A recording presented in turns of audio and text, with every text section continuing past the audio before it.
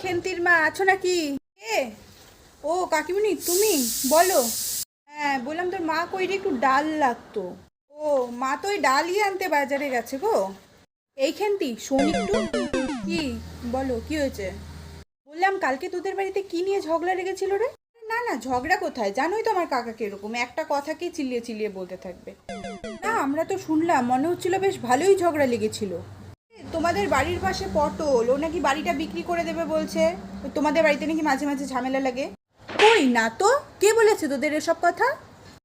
এই তো বলে পরশু দিন তোমার ছেলে নাকি তোমার বরকে মেরে দুটো দাঁত ফেলে দিয়েছে।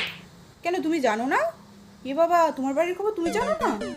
শোন না, বললাম তোর মায়ের মনে হয় আসতে দেরি হবে বুঝলি তো, আমি আসি, পরে আসবো নি এক সময়। কি গো কাকিমুনি, ডাল নেবে না? থাক এখন আসি। যত সব কুটনি আসে এখানে কুটনি করতে।